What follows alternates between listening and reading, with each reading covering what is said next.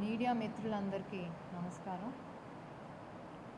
ఆంధ్రప్రదేశ్ రాష్ట్ర పతనానికి 3 రాజధానుల పేరిట కుట్రకి నేటితో 1600 రోజులు. అలాగే ఎంతోమంది వేలల్లో మహిళల కన్నీటికి కానివ్వండి, ఎన్నో వందల రైతుల మరణాలతో 1600కు చేరింది ఈ ఉద్యమం. మాట ఇచ్చి నమ్మి ఓట్లేసిన ప్రజల్ని వంచిస్తే ఆ ప్రభుత్వంపై తిరుగుబాటుకి నేటితో 1600 రోజులు. ఎన్నో అఘాయిత్యాలు కానివ్వండి, మాటలు కానివ్వండి, పోలీసులు జులుం కానివ్వండి, ఇవన్నీ ఎదుర్కొని కుటుంబంలోని పెద్దవాళ్ళు ఏమైపోతుంది రాజధాని, మా భూములు ఏమైపోతాయని ఆవేదనతో గుండెపోటుతో చనిపోతున్నా కూడా అవన్నీ దిగమింగుకొని ఇంకా ఒక మనోనిబ్బరంతో ఉద్యమాన్ని ఇక్కడి వరకు తీసుకొచ్చిన ఇన్ని రోజులు ఇప్పుడే కాదండి, దీంతో అయిపోలేదు. మళ్ళీ ఒక ప్రభుత్వం వచ్చి, కొత్త ప్రభుత్వం వచ్చి అమరావతి పునర్నిర్మాణం చేపట్టే వరకు కూడా ఈ ఉద్యమం కొనసాగుతూనే ఉంది. దాంట్లో భాగస్థులైన రైతులకు కానివ్వండి, బాలకోటే గారు కానివ్వండి, ఇంకా ఎంతోమంది అమరావతి ఉద్యమానికి తోడ్పాటైన కూర్చున్న అందరికి కూడా మేము అభినందనలు తెలుపుకుంటున్నాం. అలాగే ఒక పిచ్చోడిని, ఒక దొంగ చేతులకి తాళాలు ఇస్తే ఎలా ఉంటుందో, ఒక పిచ్చోడిని, మూర్ఖుణ్ణి, అలాగే పరిపాలన అంటే తెలియని, అభివృద్ధి అంటే తెలియని ఒక వ్యక్తిని తీసుకొచ్చి ముఖ్యమంత్రి కుర్చీలో కూర్చోబెడితే ఎలా ఉంటుంది ఈరోజు రాష్ట్రంలో ప్రజలందరూ కూడా ప్రత్యక్షంగా చూస్తున్నారు.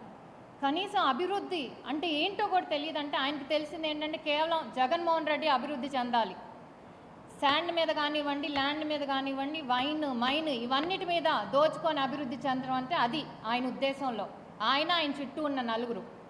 అంతేగాని రాష్ట్రానికి కనీసం రాష్ట్రంలో పరువు తీసింది కాకుండా నేషనల్ మీడియాలో కూడా అభివృద్ధి అంటే ఏంటంటే ఏయో 4 కంపెనీలు వస్తాయి, 200 ఉద్యోగాలు వస్తాయి, వాటిని అభివృద్ధి అంటారా అని అడుగుతున్నాడంటే ఆయన మానసిక స్థితి ఎలా ఉందో ఆలోచించుకోవాలి. ఈరోజు అదే కంపెనీల కోసం, ఆ 2-3 కంపెనీల కోసమే దేశంలో ఉన్న రాష్ట్రాలన్నీ కూడా పోటీ పడుతున్నాయి. మా రాష్ట్రానికి రావాలి ఈ కంపెనీ, మా రాష్ట్రానికి కావాలి ఈ కంపెనీ అని వాళ్ళు అహోరాత్రులు కష్టపడి కంపెనీలు తెచ్చుకొని ఎందుకు ఉద్యోగాలు వస్తాయి, వేలల్లో ఉద్యోగాలు వస్తాయి, అభివృద్ధి చెందుతుంది రాష్ట్రం, ఆర్థికంగా కూడా రాష్ట్రం అభివృద్ధి చెందుతుంది, జీడిపి పెంచుతుంది, దానివల్ల ప్రజలందరూ కూడా బాగుంటారు, వాళ్ళ లైఫ్ స్టైల్ పెరుగుతుందని ఆలోచిస్తుంటే కేవలం నా జీడిపిఏ పెంచుకోవాలి, జగన్మోహన్ రెడ్డి జీడిపి పెరగాలి, లేకపోతే నా చుట్టూ ఉన్న 4 రెడ్ల జీడిపిఏ పెంచాలన్న ఆలోచనతో ఆయన ఉన్నాడు.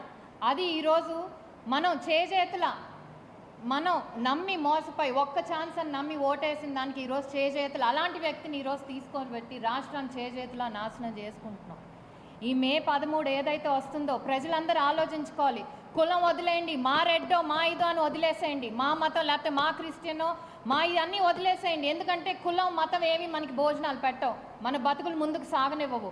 కేవలం అభివృద్ధి పదంలో ఏ రాష్ట్రం అయితే ఉంటుందో ఆ రాష్ట్రంతో పాటు మనం కూడా, మన బతుకులు కూడా అభివృద్ధి చెందుతాయి తప్పితే కేవలం ఒక కులం చూసో మతం చూసో ఓటేస్తే కాదు. అవన్నీ చూసి వేసారు, ఏమైంది?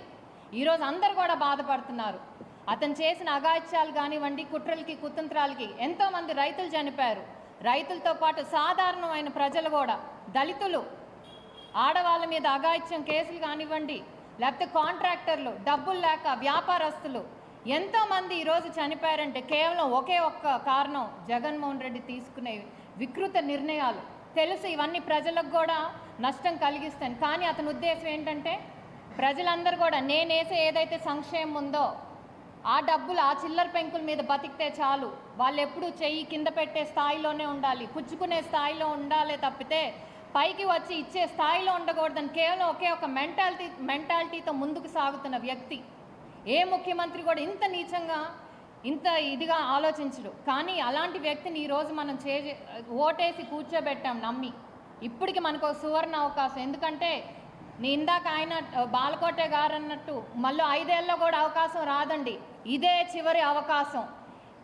ఈ అవకాశాన్ని మనం వినియోగించుకోకపోతే పొరపాటున వ్యవస్థలు అతని పక్కన ఉన్నాయని కానివ్వండి, మేమేం చేసినా కూడా ఎవరు ఎదురు మాట్లాడరు అనే ఉద్దేశంతో కానివ్వండి ఎలక్షన్లు ఎలాగే నెగ్గాలని చూస్తున్నారు. వాటన్నిటిని ఎదుర్కొని ఎంత వికృతం చేసినా కూడా, వైలెన్స్ చేసినా కూడా కేవలం ఇది మనం చంద్రబాబు కోసం ఓటేయట్లా, పవన్ కళ్యాణ్ గారి కోసం ఓటేయట్లా, లేకపోతే బీజేపీ కోసం, వీళ్ళెవరి కోసం వేయట్లా, మన కోసం మనం గెలవటానికి ఓటేసుకుంటున్నాం. మన పిల్లలు గెలవాలన్నా, మనం గెలవాలన్నా, మనం నిశ్చింతంగా రేపు ఇంట్లో కూర్చోవాలన్నా, మన భూమి మనం కాపాడుకోవాలన్నా, మన కోసం, మన గెలుపు కోసం ఓటేసుకుంటున్నామని ప్రతి ఒక్కరు కూడా ఆలోచించి, ఎవరు ఏదైతే కూటమి ఈరోజు వాళ్ళ మేనిఫెస్టో చూశారు, అలాగే 2019లో జగన్మోహన్ రెడ్డి ఇచ్చిన మేనిఫెస్టో ఏది చేయకపోయినా కూడా చేశాను 95% ఇంకా ప్రజల్ని మోసం చేయాలని చెప్పి అదే మేనిఫెస్టో మక్కి దించాడు. ఆ రోజు ఉన్న రాజధాని మేనిఫెస్టోలు ఈరోజు లేదు. మళ్ళీ 3 రాజధానుల కుట్రతో ఈ 5 ఏళ్ళు ఏం చేశాడు? కనీసం ఏ ప్రాంతం కూడా అభివృద్ధి చెందనివ్వలేదు. మళ్ళీ అదే వికృత ఏదైతే చర్యలతో మళ్ళీ మన ముందుకు రావాలని అతను చూస్తున్నాడు. కనీసం ధైర్యంగా ప్రజల్లోకి రాలేనివాడు, ధైర్యంగా ప్రజల్లోకి వచ్చి ఓటు అడగలేనివాడు ఈరోజు మనల్ని ఇంకో 5 ఏళ్ళు పరిపాలించి ఎక్కడికో తీసుకెళ్తాడంట. అలాంటి వాడిని నమ్ముతామా? నమ్మలేము. అతని కోసం కాదు, ఎవరి కోసం కాదు, మన కోసం మనం బతకాలన్నా, ఆంధ్రప్రదేశ్ రాష్ట్రంలో నిలవాలన్నా మనం ఆలోచించి కూటమి అభ్యర్థులను, ఎందుకంటే మేమందరం కూడా బలపరుస్తున్నాం, ఎందుకంటే వాళ్ళ మేనిఫెస్టో చూసాము, అలాగే అంతకుముందు వాళ్ళ పరిపాలన కూడా చూసాం. కాబట్టి ప్రజలందరూ కూడా వ్యత్యాసం తెలుసుకున్నారు ఎవరు ఎలా అంటారో. మీరు దేనికి కూడా లొంగకుండా కేవలం మీ పిల్లల్నే మీరు ఓటేసే ముందు కూడా మీ పిల్లల భవిష్యత్తు మీ మెదడులో వాళ్ళు గుర్తుకు రావాలి, మీ మనసులో వాళ్ళు గుర్తుకు రావాలి. గుర్తుకొచ్చి కూటమి అభ్యర్థుల్ని గెలిపిస్తే మనం కానీ మన రాష్ట్రం కానీ ఇంకా మనుగడలో ఉంటుందండి. లేకపోతే ఆంధ్రప్రదేశ్ రాష్ట్రం అనేది అసలు చరిత్ర ఏదైతే మ్యాప్లో ఉందో మ్యాప్లో కూడా ఉండే పరిస్థితులు లేవు. మెడ్రాస్ నుంచి తరిమేస్తే హైదరాబాద్ వచ్చాము, నిజాం ఏరియాలకు వచ్చి అక్కడి నుంచి తరిమేస్తే చివరికి ఆంధ్ర ఇప్పటికైనా మనకు సొంత రాష్ట్రం ఏర్పరచుకుందాం, ఒక తెలుగు రాష్ట్రం ఏర్పరచుకుందాం ఎన్నో కళలతో మనం అందరం ఎదురు చూస్తుంటే ఆ కళలన్నింటినీ కూడా కేవలం పగ అనే ఒకే ఒక దాంతో ఆ కళలన్నింటినీ కూడా కాలరాశాడు. సో ఇప్పుడు ప్రజలందరి మీద బాధ్యత ఉంది. మన రాష్ట్రాన్ని నిలబెట్టుకోవాలి, మన పిల్లల్ని నిలబెట్టుకోవాలి, మన భవిష్యత్తును నిలబెట్టుకోవాలి.